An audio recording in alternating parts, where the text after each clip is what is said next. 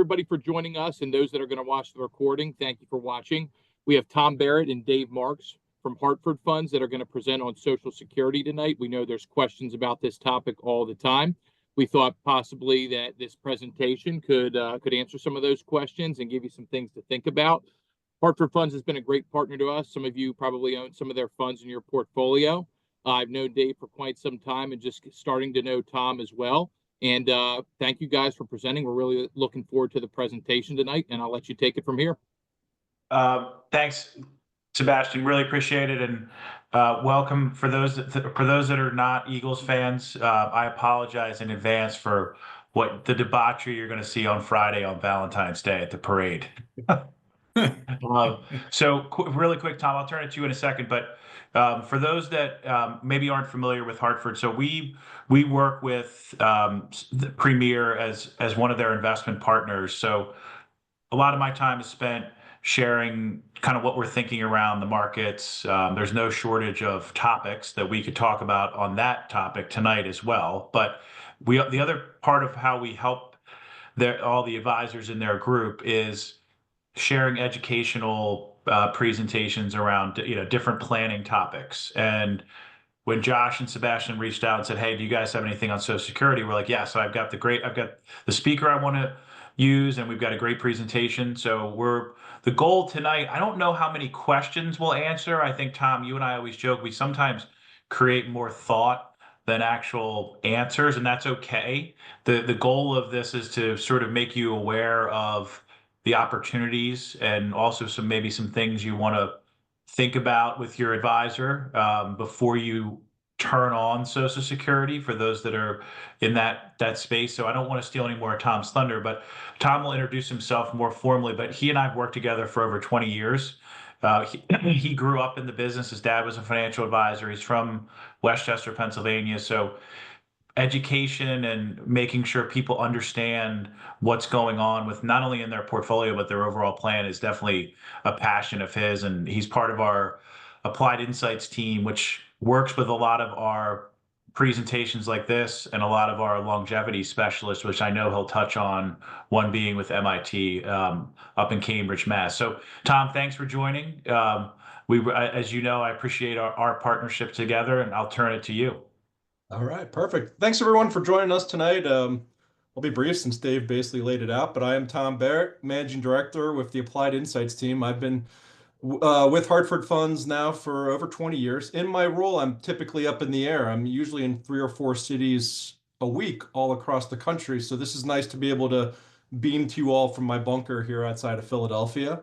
I also, as Dave mentioned, I closely align with a group up at the Massachusetts Institute of Technology. There's a program there called the Age Lab. They're some of the foremost experts in aging and longevity planning in our country today. And due to my extensive work on longevity planning, that's why I like to discuss Social Security. I think it's such a critical component to planning for retirement and beyond, right? So with that, I do want to just quickly mention a bit about what MIT tells us about the likelihood of aging.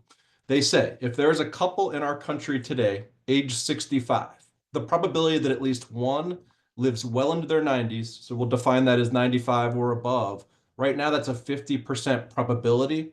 And so MIT says we need to reprogram our thinking from preparing for 20 or 30 years of aging to rather thinking about 20 or 30 years of healthy aging and what goes along with that. In fact, I can tell you, the Guinness Book World Record holder, the oldest living person on our planet, might surprise you how she got there. Her name was Jean Clement. She lived to be 122. She was from France. Now get this, folks, she might have lived longer had she just quit smoking cigarettes sooner. She stopped at 117 years old. She's like, you know what, maybe not. She ate 2 pounds of chocolate a week, conditioner, skin and olive oil, rode a bicycle till she was 99. She wrote the playbook for now, not to hold the record, yet here we are. And here's the deal. We can be all prepared that we want, but this Social Security component is very important to that vision of that retirement future and quality of life we all have. So with that, I can tell you this. The conversation for social, let me make sure my slides are moving okay. The conversation for Social Security was probably easier to have just 2 weeks ago, maybe even just yesterday, than today. There were some discussions, the news is coming at us at lightning speed from the Department of Government Efficiency, and there was a blurb about Social Security today from them. This is one thing I want to just share with you all. Kind of the elephant in the room, I think, for everyone is the future of the program, and I want to address that. And to do that, I think it's important to provide a little bit of perspective about where we came from with this program and kind of how we got to where we are today. So the program was enacted in 1935. It was part of FDR's New Deal.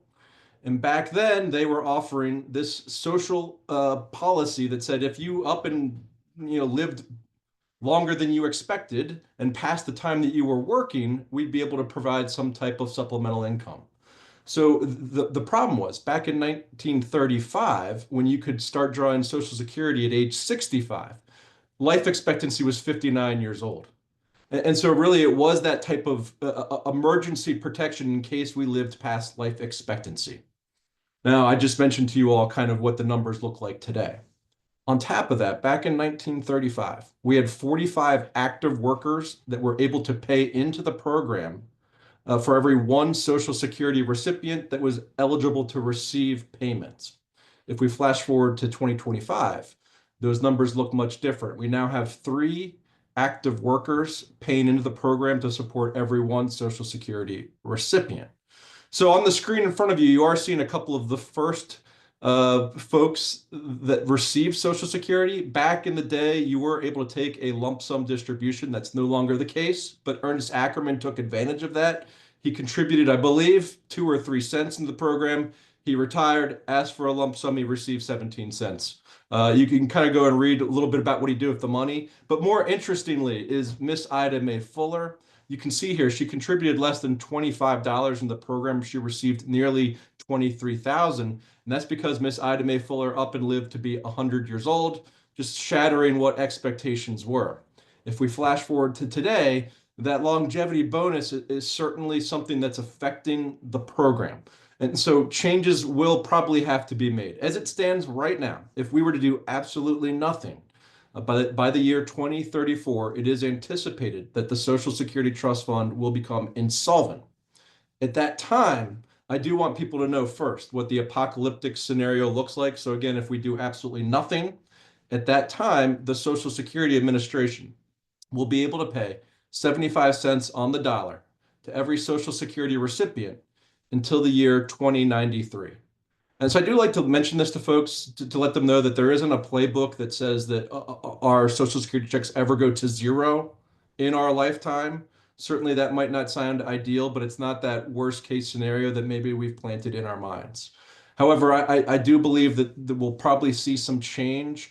We've even seen some of our more sane politicians on opposite ends of the aisle in Senate come together in 2024 and brought a bipartisan bill to raise full retirement age to age 70, which would more accurately reflect what life expectancy is looking like today. And just doing that would solve around a 25 to 30% shortfall in the funding for the program alone. There will probably also be other levers pulled. One would be there is a tax that is used to to fund the Social Security Trust. We all pay this tax. It's effectively 12.4%, and most likely your employer is paying half of that, but it's likely we might see that tax threshold go up. Finally, something that they have been doing steadily for a number of years is they limit the amount of income they will tax towards Social Security. There's a threshold, and we won't tax beyond that. And that number keeps on going up. I believe this year it's over 163,000. We'll probably continue to see that trickle up and have some of the more affluent Americans contributing more to the program. These 3 simple levers could effectively help the health of the program. Now, in terms of what politicians might be thinking, I will tell you this, it's always tough to say now, but if we let history be our guide, there's a couple of things that I keep in mind. One is I don't think there will be a politician whose platform is I'm ending the most important social program in the history of our country, although we probably will see some reforms. In fact, there was a great quote from one-time House Speaker Tip O'Neill. He once said that Social Security is the third rail of government, touch it and die. Last year, we saw that there was a budget crisis, one of many we've seen over the number of years. It was the final hour when the government came together, Congress came together to come to a resolution. This happened in the first quarter of 2024. What most people didn't realize is what the deciding factor was, is if they had not made that agreement, for the first time in the history of the program, they were going to delay Social Security checks in August of that year. And then that would be a problem because the constituents could now, at that point, effectively vote them out of office. And so I really do believe we'll continue to see reform, but nothing where a politician risks their career to dismantle the program. So, of course, this is speculative at this point. I do think one thing we will see when it comes to full retirement age change is, again, in order for our politicians to protect themselves. You probably will not see them say, hey, we're going to change full retirement age for the voting age population. They'll probably say we're going to change full retirement age for the folks that are age 0 to 17 today. That's just some guess. Now, in 2025, we're probably going to have a lot more action. So maybe you all talk to me again in the fourth quarter and we'll see where we are. Now, let me get into what we're going to talk about tonight. I'll be able to answer around 90% of all of your Social Security related questions. The first thing, the easiest thing, is about what's different here in 2025. Not a lot has changed. In terms of changes for 2025, we have seen a cost of living adjustment, an increase of 2.5% as a result of inflation. You are seeing that the average retired worker in 2025 that's drawing Social Security is receiving around $1,900. That is significantly less than what the maximum allowed would be for somebody drawing from their full retirement age. So why is there such a gap? Because right now we'd be eligible for well over $3,300. And a lot of that boils down to timing. So it's the first thing I want to talk about. Sorry, my computer's causing me some trouble. It is when you might want to start drawing Social Security income. The problem is, if you did all join me tonight just to answer this question, I don't have a silver bullet answer to this. I usually like to rephrase the question from when should I draw Social Security to how much Social Security income will I need to supplement my retirement income needs. This is what I'll share with everyone. The Social Security Administration tells us if we want to maintain our standard of living when we're no longer earning any income, we need to be able to supplement 75% of the income we were earning when we worked full-time through our retirement income resources. I know that's a mouthful, but I'll tell everyone what the average Social Security recipient's total retirement income portfolio looked like in 2024. Last year, the average Social Security recipient, around 20% of their total retirement income was coming from their Social Security checks. And then last year, an additional 20% coming from pensions. I was on a call in 2024 with lots of folks. It was a 401k plan sponsored call. And one of the questions I received at the end was, what was a pension? And I think it was from a young person, but to me, it really validated what I've suspected for a while. It's a word quickly exiting the American dialect. So the onus might be around 60 to 80% on us for that retirement income funding. And that could really dictate when we might want to start turning on Social Security income. So as you're seeing here on the scale, we can start as early as age 62, but we're going to receive a reduced benefit if we draw Social Security before our full retirement age. For many folks, that full retirement age will be 67, but you can see here on the chart, depending on the year that you were born, will actually determine when your full retirement age will start. So I'll show this to you all in dollars and cents in a second, but so you know that the benefit reduction is permanent if we start drawing before that full retirement age, and the worst reduction will be if we start drawing at age 62. Now, for whatever reason, if you reach your full retirement age and you don't need the income, you're going to continue to work, whatever the case might be, you can defer Social Security payments all the way up to age 70. So for each year that you defer past your full retirement age, you'll receive an 8% credit for doing so. Right now, it's about the only 8% credit I know the U.S. government's currently offering us. And so it can be advantageous. Let me show this to you again here in terms of dollars and cents. So just to make the math easy for me, imagine that at our full retirement age, $1,000 would be our maximum possible, or sorry, $2,000 would be our maximum possible distribution. You can see how that would alter depending on when we were drawing Social Security. If I started at age 62, that's effectively a 25% reduction. That 25% reduction locked in for the lifetime of my income stream. Versus if I waited all the way up to age 70, we can see that's a significant increase. My understanding is point to point waiting, starting at age 62 versus waiting to age 70 is around 126% increase in income, doing one versus the other. And so that's why when you're talking to your financial planner, boy, this mouse is driving me insane. Here we go. Make sure that you're having that conversation about how much will I need for that supplemental income to reach those retirement income goals. When you kind of figure out what the shortfall is that Social Security could help to supplement, I think that can really help to dictate the when you will start drawing. Now, moving on to this next bit, I will tell you all that the Massachusetts Institute of Technology tells us that it is likely that many of us will continue to work after the age of 65 in terms of really overwhelmingly. In fact, also there was a study done by the AARP that said nearly 70% of baby boomers intended to work after the age of 65. Very few said it was a matter of economics. It's just that we still have a lot to offer. We want to be active and involved and have something to do. Here's the issue. If you are going to continue to earn income and you're going to draw Social Security, there can be a benefit reduction that takes place if you do so.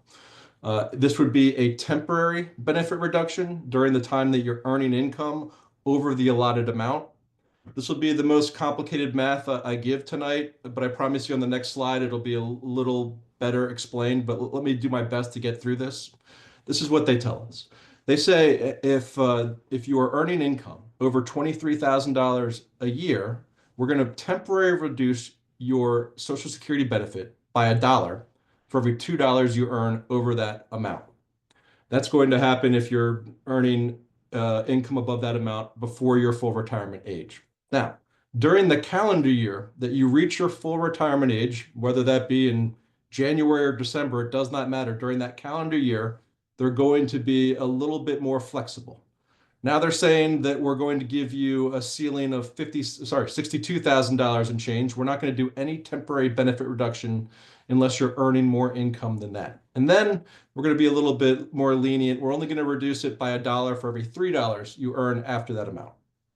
Finally, you're seeing here, if we are going to earn income and draw Social Security even the day after our full retirement age, that means that there is going to be no temporary benefit reduction if you earn $10 or $10 million. Let me break it down to you guys in dollars and cents here. And this is a pretty probable scenario here. We have somebody earning $46,000 a year. It's over that threshold of $23,000 before we start reducing benefits.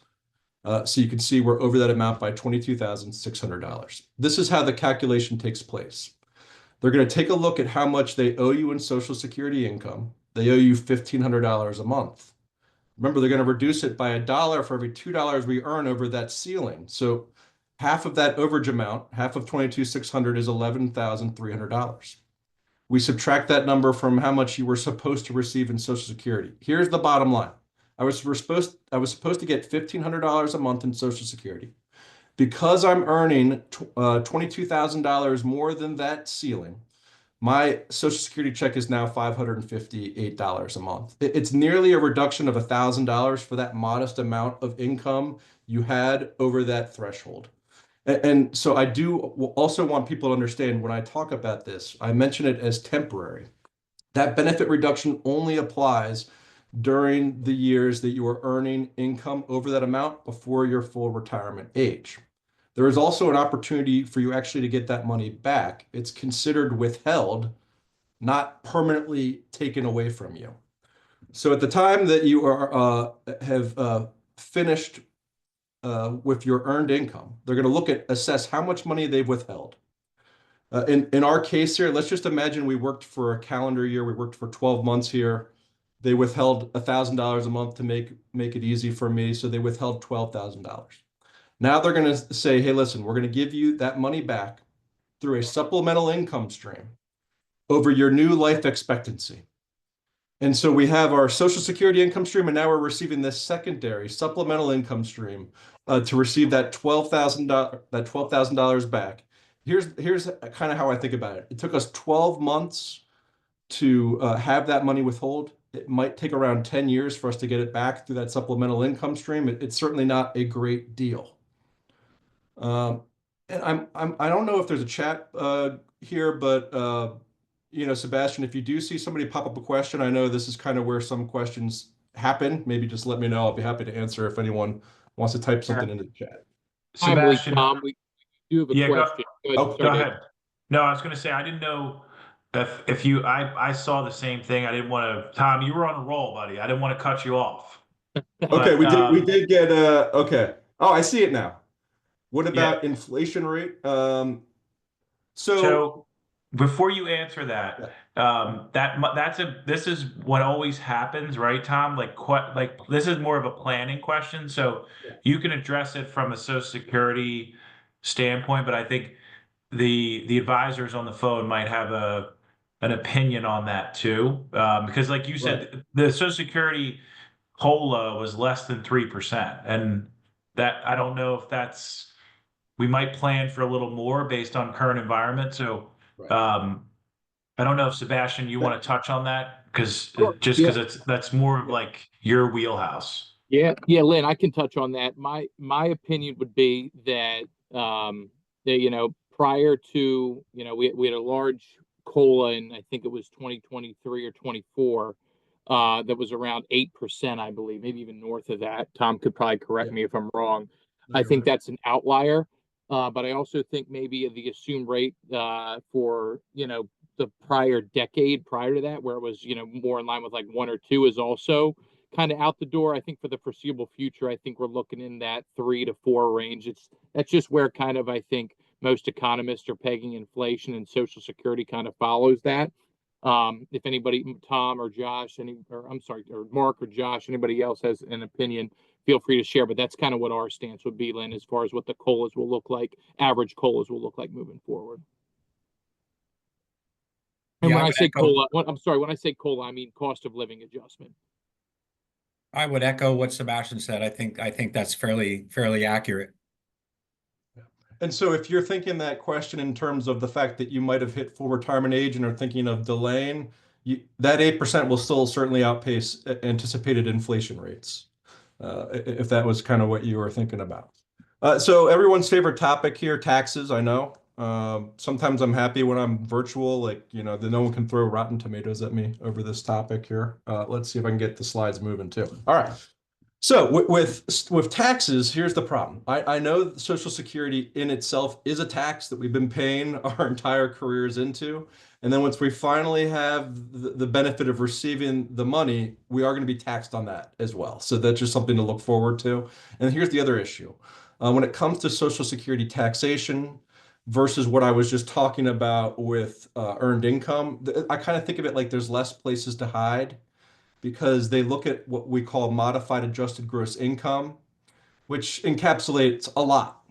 And then we look at half of our Social Security benefits. We call that combined income, and that is the value they use to determine Social Security taxes. So let me jump into what the brackets look like. Most eyes dart right to the 85% number on the right. I just want everyone to know there's no such thing as an 85% tax bracket. Don't worry. What you're seeing here is they're saying that if we were in that category, 85% of your Social Security would be eligible to be taxed. And so this probably will be likely for many people, but you can see, I'll kind of quickly go through. If we have combined income, less than $25,000 if I'm single, filing single, or $32,000 if I'm filing jointly, there is no tax consequence to think about. But for many of us, we're going to fall into the category of we have more than $34,000 in combined income if we're filing single, or more than $44,000 if we're married filing jointly. At that point, we're in this bracket. The way I think about this math, just to keep it easy for myself, imagine we had $10,000 in Social Security income coming to us this year, and we're in this bracket. That means 85% of that number is eligible to be taxed at my current tax bracket.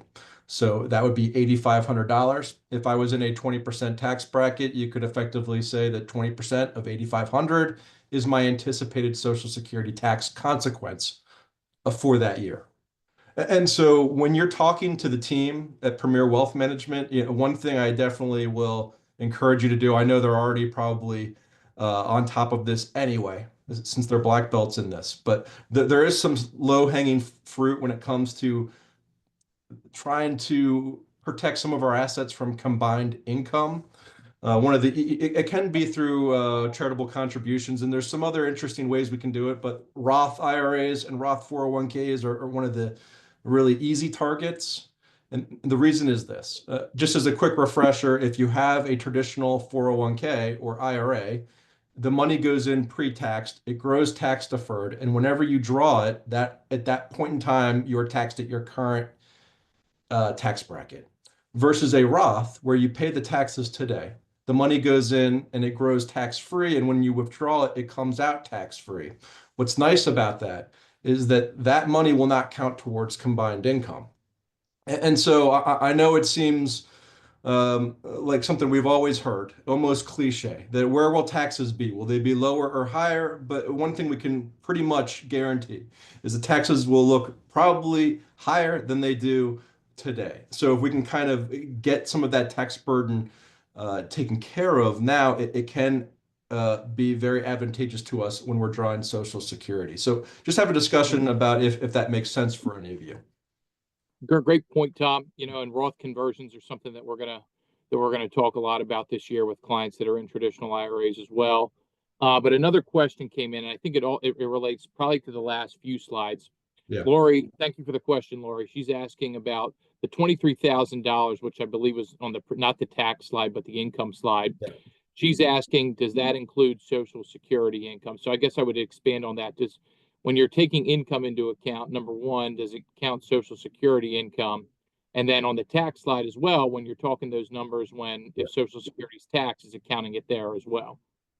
Right. So to your question there, Lori, in regards to the earned income component, if we're working and drawing Social Security, no, they're only factoring in earned income alone. They're not going to look at the potential Social Security income you'd be receiving. So that 23,000 threshold is solely on earned income. But that does lead us just to that difference here when it comes to the Social Security tax. That's why you're seeing it's a little different. It's called combined income. This is where they are going to actually factor in half of our Social Security benefit. But don't worry, that won't be an issue when it comes to while you're working.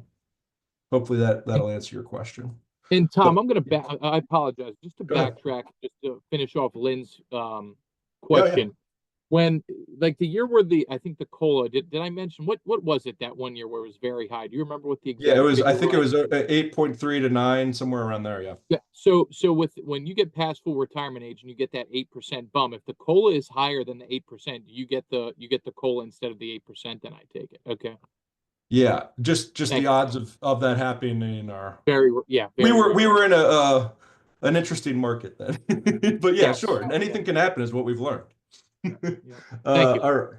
So, all right, moving on here to just kind of the odds and ends and the final bits, but of course, a lot of questions come around here, what you're entitled to. And this is where I'm going to talk about spousal benefits and divorce.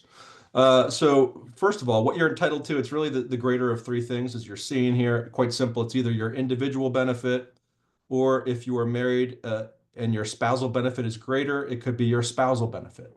Or if your spouse were to die, it could be the survivor benefit.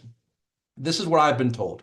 The Social Security Administration tells us if you were to apply and you forgot to check a box, they would automatically determine what the highest of those numbers were and send it to you. But then I'm hearing that's certainly not the case. Just make sure, this is an important decision we probably are doing once, making sure that we're working with our financial professionals, just dotting the I's and crossing the T's to get that right application in. But let's talk a little bit about first spousal benefits. If you are married, you may be eligible to receive up to 50% of your spouse's benefit if they're a primary earner and earning more income. You could get married at a little white chapel today in Las Vegas and tomorrow file for spousal benefits, no problem. But I mention that because things are a little different when it comes to divorce. If you are divorced, you are still eligible to receive, I should say potentially eligible to receive benefits off of an ex-spouse, but there's a little different criteria. Now, in this case, we had to have been married at least 10 years and had to have been divorced at least 2. This is a true story. I was in Chicago once in a live audience. I mentioned this fact. A woman stands up and audibly cheers. She was, oh yeah, I was only married 8 years. My husband or my ex can't draw benefits off of me. She was very pleased. But first of all, do understand that for one, there is no notification process that takes place. A ex-spouse must not have actually had to have activated their own Social Security. Could you imagine the world of pettiness that would exist if our exes could dictate that kind of thing? So do not worry. One other thing I was asked about, interestingly enough, was if I could pick my most affluent ex-spouse. Technically, the answer is yes, as long as you abided by those criteria of being married at least 10 years, divorced at least 2, multiple times, you can pick. So let me show you all in terms of dollars and cents what this will look like in terms of spousal benefit.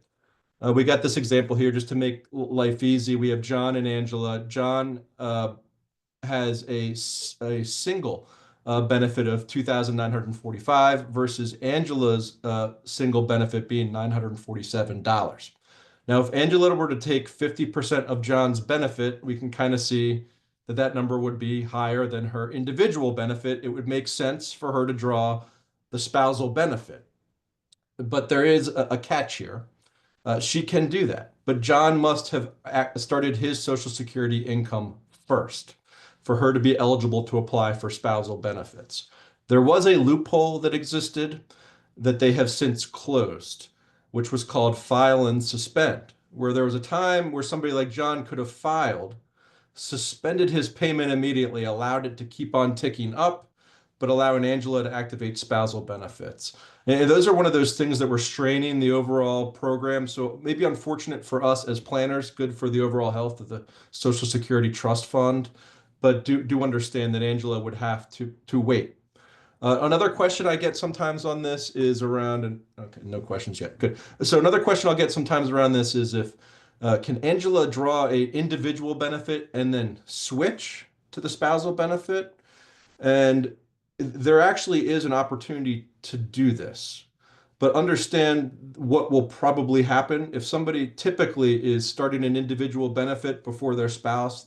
Many cases they're drawing it, in my experience, well before their full retirement age, and they're locking in that reduced benefit. That benefit reduction would carry over. Okay, so that wouldn't wash away if we switch to a spousal benefit. One other thing I do like to just mention, there's another exception for us to make a switch, and that's through widowhood benefits. So with widowhood benefits, we are eligible to start drawing as early as age 60. Now, you can imagine just given the fact that we'd be young there would be a benefit reduction. They're going to continue to calculate your individual benefit during this time that you're receiving widowhood benefits. And if there is a point where your individual benefit becomes greater than your widowhood benefit, you can make that switch. Now we'll move on here to just to further this example. Let's imagine that Angela was receiving those spousal benefits. And then unfortunately, at some point in the future, John passes. What happens at that point? Angela would step in and receive 100% of John's benefit at that time. Now you're noticing that John's benefit is higher than what we saw on the previous screen. So what we're showing you here is a hypothetical example where 5 years after John started taking Social Security is when he passed, and we were reflecting 5 years of those cost of living adjustments into this example, which is why that number now is 3,600 instead of 2,945. And yes, this is just to demonstrate that Angela would not only be able to receive, she would have been able to take advantage of those cost of living adjustments that John was receiving and receive 100% of that survivor benefit. One other thing is if Angela was receiving an individual benefit at a reduced amount and John passed, that benefit reduction does not carry over to a survivorship benefit. That's only for your individual benefit reduction. One other thing I should mention here, as I'm just kind of talking about benefit reductions timing, is you do have a window of opportunity. If you start drawing Social Security income and you have a change of heart, maybe you're going to go back to the office after 6 months of not working, or just you've changed your mind. You actually can, within the first 12 months of activating your Social Security, rescind that draw. You kind of reset the clock, if you will. Now, again, you only have 12 months from that start date to do it. And the other caveat is this. Let's just imagine 6 months later, I had that change of heart. I'm going to go back to work. I want to reset the clock. I've received 6 months worth of Social Security income payments. I now owe the Social Security Administration that money back. And for many people, they might have already spent that money.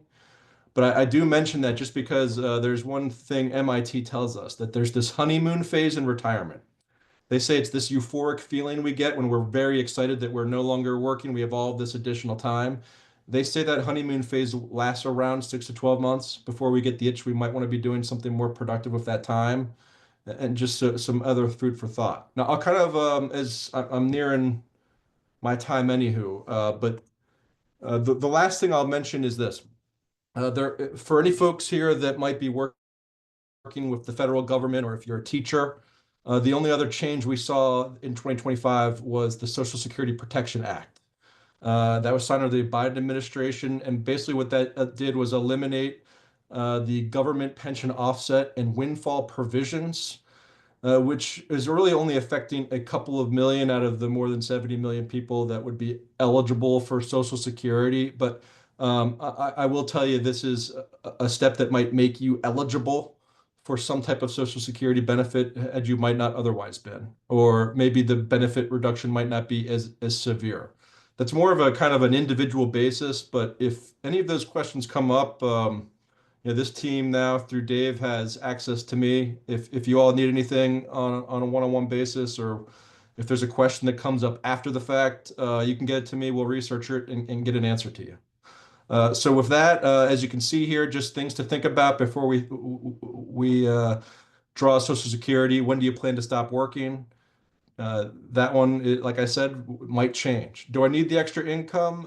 For some folks, maybe not. In fact, what we have seen, in fact, is some people say, hey, you know what?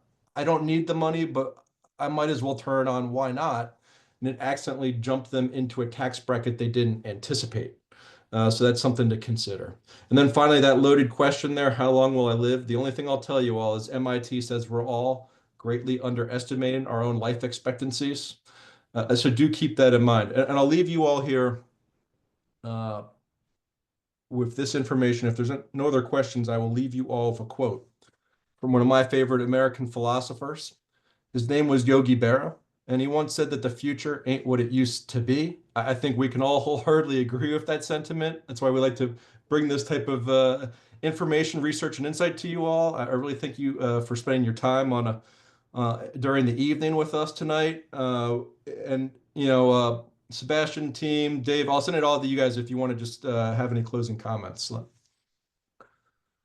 I got one question we get a lot, Tom, is like, what's the break? Say, if I take my Social Security at 62, what's the average break-even age? Like, when am I going to break even if I was to wait till, say, let's full retirement age? Is there an average? Is there stats on that? I mean, I don't, maybe you have that number better than I do.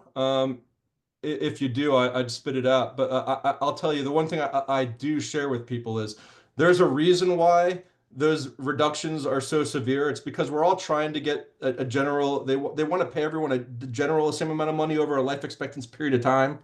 And therefore, if you're drawing at 62, you're going to be receiving more income than somebody that's drawing at full retirement age. But this is what I will tell you.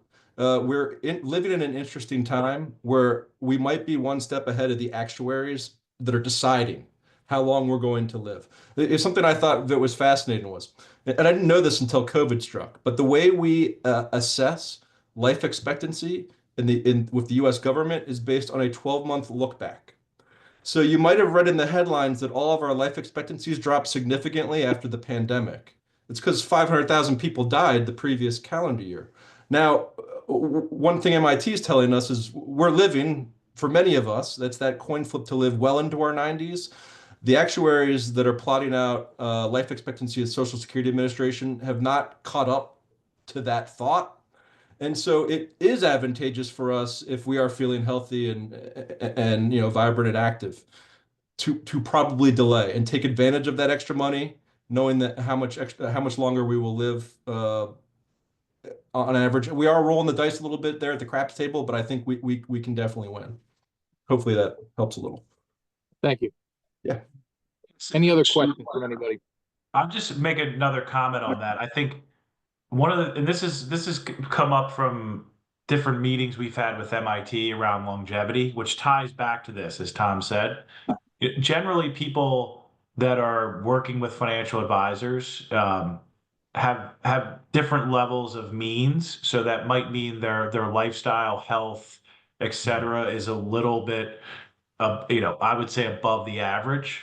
Not judging, but that because of that, and because of advances in healthcare, which is part of some of our other presentations, the life expectancy tables, you might outperform them based on where you are, depending on your means. So it's not fair, but it's just the reality. So to Tom's point, if you're able to wait based on planning with all you guys, it's probably more advantageous, especially with people working with financial advisors, than I would say the general public of the United States of America. So it's this is anecdotes we've heard from the really intelligent people that study demographics and longevity through our relationship with MIT. So it's hard because you see the numbers, you're like, well, the average life expectancy is X, but